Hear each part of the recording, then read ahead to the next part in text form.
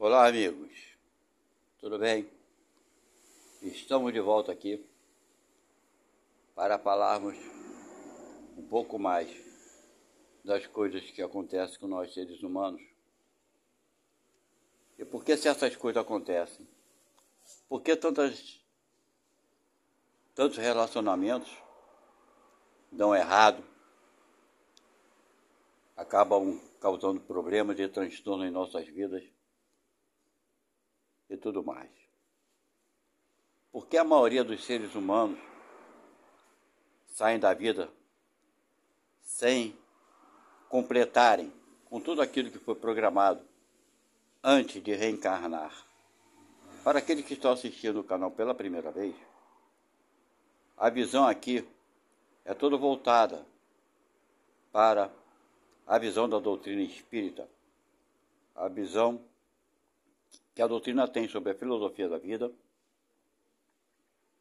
e que nós, espíritos, acreditamos na reencarnação.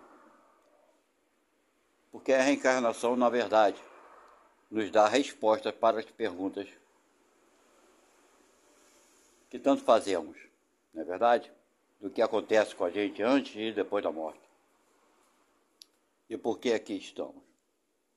Meus irmãos, então vamos ao nosso tema. Por que o relacionamento deu errado e nos causou problema, o relacionamento entre os casais? Bem, irmãos, existem uma série de fatores que estão fora do nosso alcance, do alcance de todos nós.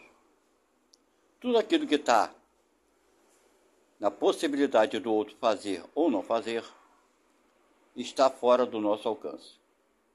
O que está ao nosso alcance são as coisas que podemos fazer, o que podemos agir ou não agir. Isso está em nosso poder. Do resto, não temos poder sobre as coisas, nem sobre as pessoas. Ninguém tem o poder sobre o tempo, sobre o clima, não é verdade? Sobre a tempestade, se vai fazer chuva ou sol. Esse poder da natureza não está nas nossas mãos. Então, seja como for, já existe uma interferência da natureza agindo sobre a vida de todo ser humano do planeta Terra. Ok? Isso não está no nosso poder. Da mesma forma que as atitudes dos nossos irmãos de caminhada não estão em nosso poder. Podemos combinar com nossos amigos, parentes, enfim, alguma coisa, mas isso não significa que essa combinação irá prosseguir. Pode ocorrer que a pessoa com quem combinamos, por algum motivo, não cumpra a sua parte, ok?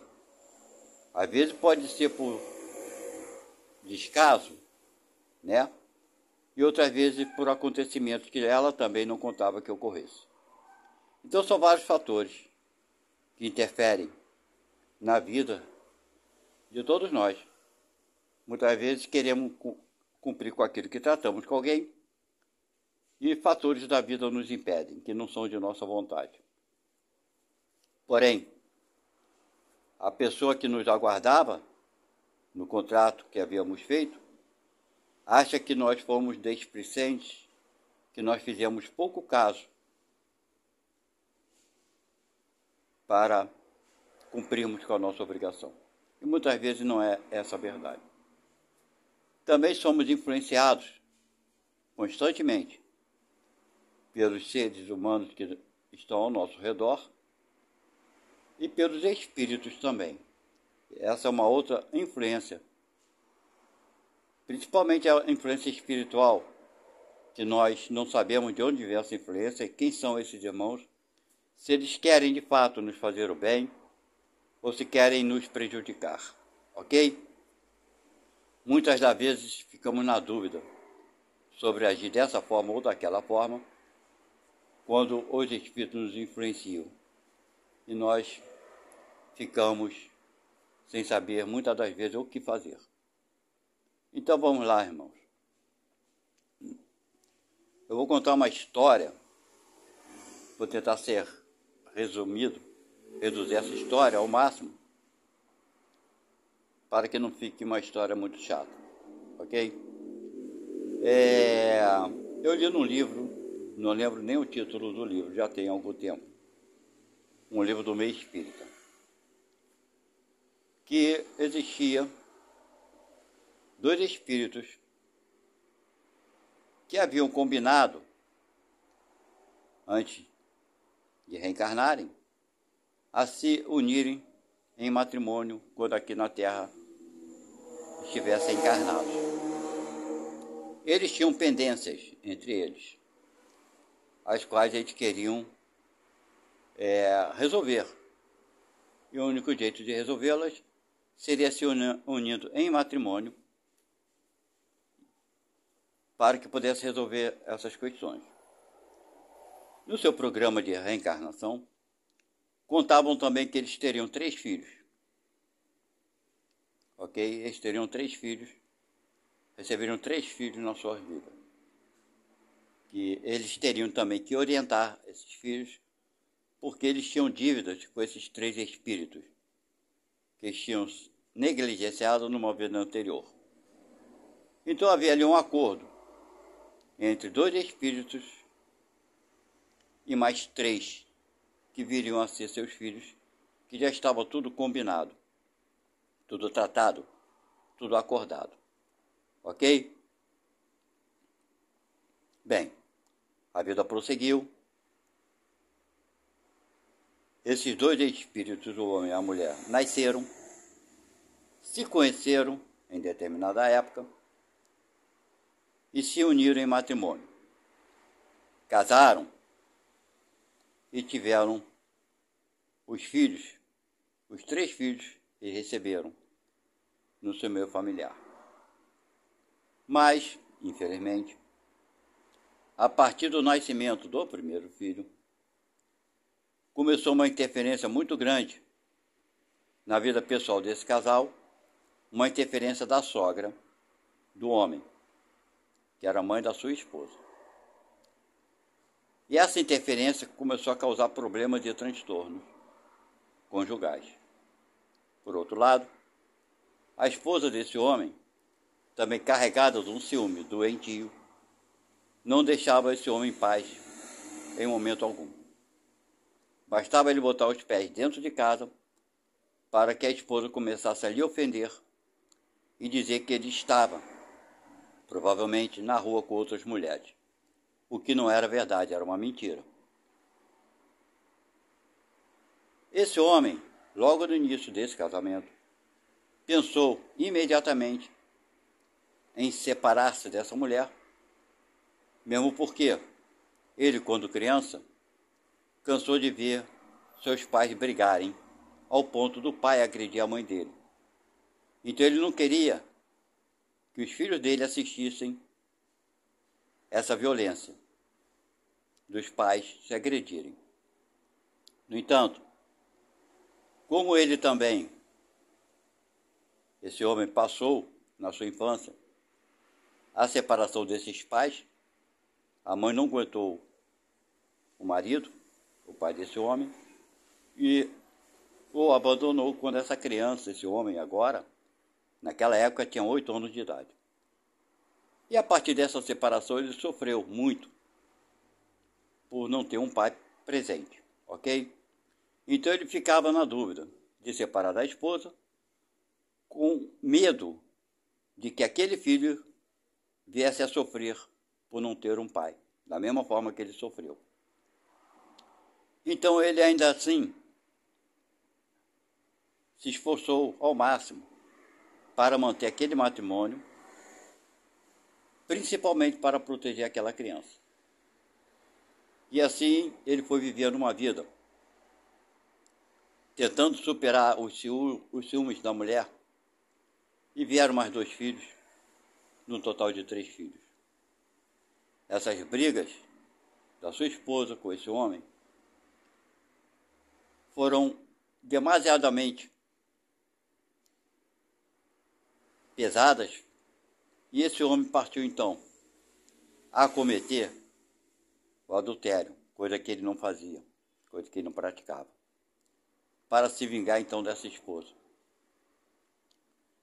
E nessa briga, os laços de família, os laços de pai, filho, mãe, começaram a se quebrar aos poucos. Vejam bem, aquela combinação que haviam feito antes de reencarnarem foi por água abaixo, principalmente porque a esposa não conseguia controlar o seu ciúme e cedia aos palpites da sua mãe, causando transtorno no meio familiar. Esse homem, então, além do adultério, passou a ser um péssimo pai para aquelas crianças. Dava de tudo. Trabalhava muito para sustentar os filhos. Isso ninguém pode tirar dele. Se dedicava, se trabalhava exaustivamente para dar o máximo que pudesse dar de conforto àquelas crianças. Porém, o que ele não dava era amor nem educação. Isso, infelizmente, ele não conseguia enxergar mesmo porque é um ambiente familiar para ele. Por ele ser ainda fraco e tudo mais, não conseguia compreender a grandeza da sua missão. Mas vejam, irmão, ele, quando se casou, quando se uniu, tinha os melhores sentimentos que se pode ter.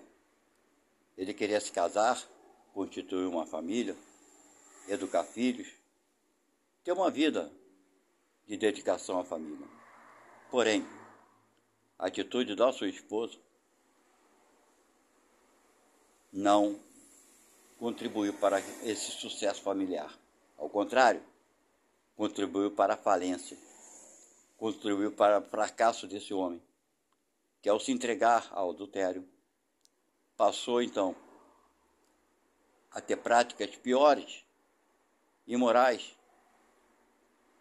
que ele sequer imaginava ter dentro dele.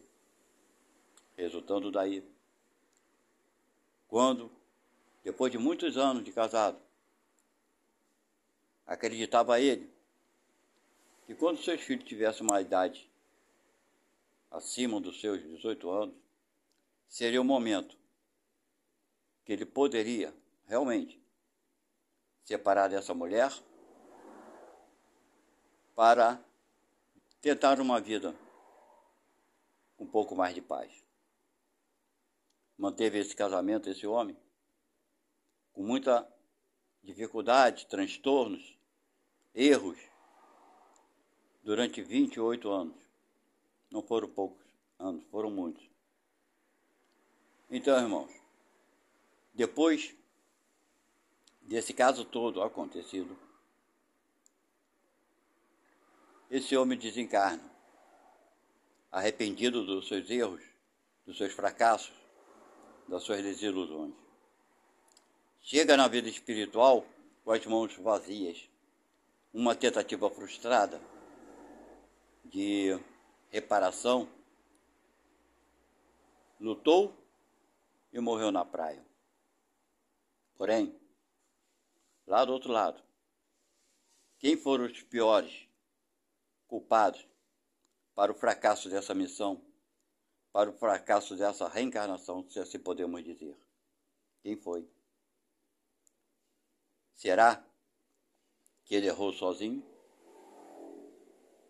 Que para todos da sociedade e da própria família dele, ele errou. Ele foi um péssimo pai, um péssimo chefe de família. Sim, ele foi.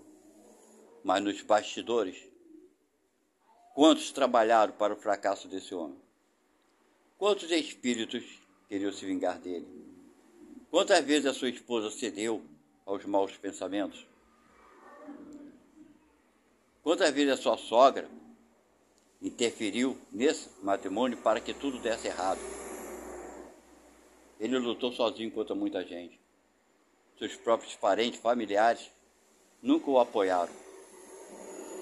Sempre deram as costas para ele. Ele lutava sozinho. Ele não tinha amigos. Aqueles que se aproximavam dele sempre se aproximavam com interesses. de tirar algum proveito. Até mesmo parentes lhe roubaram financeiramente. E aí? Quem é o culpado? Diga-me tu. Na espiritualidade, quando lá chegou, arrependido pelo fracasso da educação dos seus filhos, principalmente. Arrependido pela escolha que havia feito antes de reencarnar. Sim, arrependido. Não sabia o que fazer. Não acreditava que fosse encontrar do outro lado algum espírito que tivesse um pouco de compaixão dele. Não acreditava, porque ele não se perdoava dos erros que havia cometido. Esse é o grande problema. Quando cometemos nossos erros, muitas vezes não nos perdoamos dos nossos erros. Esse é um erro. Devemos assumirmos a responsabilidade da reparação. Mas também, amigos, querendo ou não, entendermos que se não acertamos nada sozinhos, também não erramos nada sozinhos.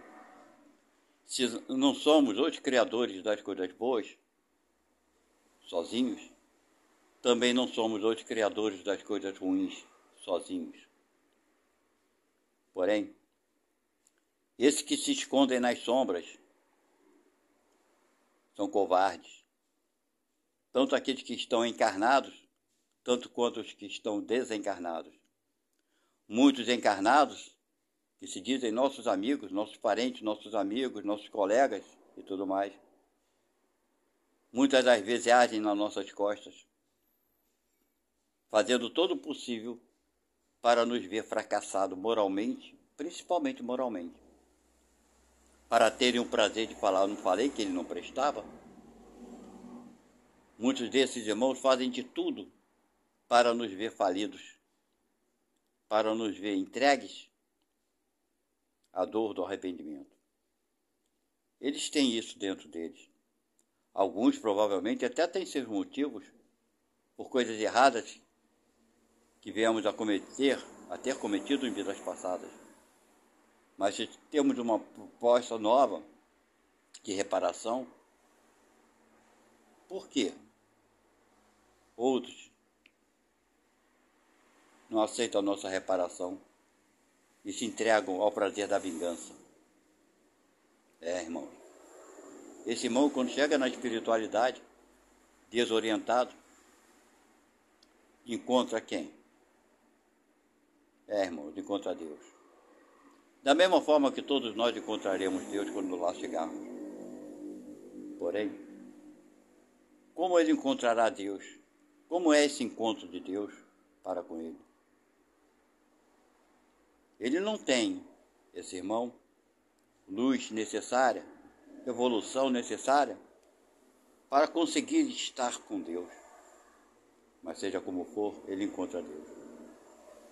Encontra Deus na paz de espírito que Deus lhe permite ter. Deus lhe envia espíritos amigos que lhe querem o bem, que entendem a dificuldade que ele passou e suportou até certo ponto para conseguir cumprir com a sua missão. Sabe Deus que ele fracassou, mas não foi sem lutas. Enfrentou desafios que outros não teriam conseguido superar. Então esse irmão foi agraciado na espiritualidade, foi protegido e amparado. Principalmente porque esse irmão sempre teve um bom coração.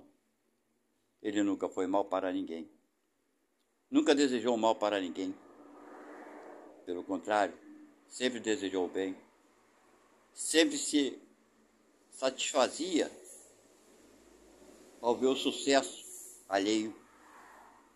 Cooperava durante sua vida para que muitos obtivessem êxito na sua vida pessoal e financeira. Contribuiu quantas vezes ele pôde contribuir para que esses irmãos de caminhada conseguissem alcançar uma vida financeira, pessoal e até mesmo de mais paz, melhor. Irmãos, estamos falando desse irmão que ao chegar com as mãos vazias na espiritualidade, alguém veio em sua direção e lhe entrega um saco muito cheio das boas atitudes que ele praticara durante a sua vida na terra. A sua esposa, ao contrário, arrependida pelo fracasso do seu companheiro, não teve a mesma sorte. A sua sogra também, que tanto julgou, tanto apontou o dedo, tanto ofendeu esse homem, também não recebeu a mesma sorte desse homem. Então, irmãos, fica aqui um esclarecimento para todos nós.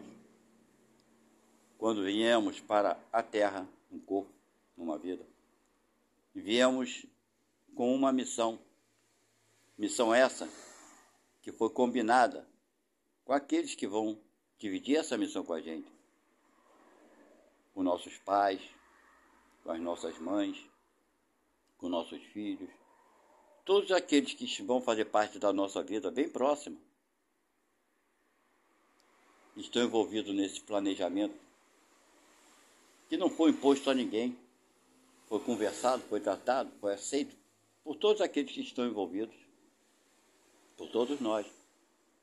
Então, quando viemos aqui, contamos com a sinceridade do outro, porque lá na espiritualidade, nós estamos com os corações mais puros. Porém, quando adentramos na vida material, nós cedemos às coisas negativas, às intuições negativas. E um do meio mais fácil da espiritualidade inferior que quer nos derrubar de qualquer forma, que agem somente nas sombras, essa influência é muito grande. É muito grande. E só tem um jeito de combatê-la, é fazendo preces, orações e pedindo a Deus forças. Mas o pior de tudo é que quando essa espiritualidade das sombras encontra seres humanos encarnados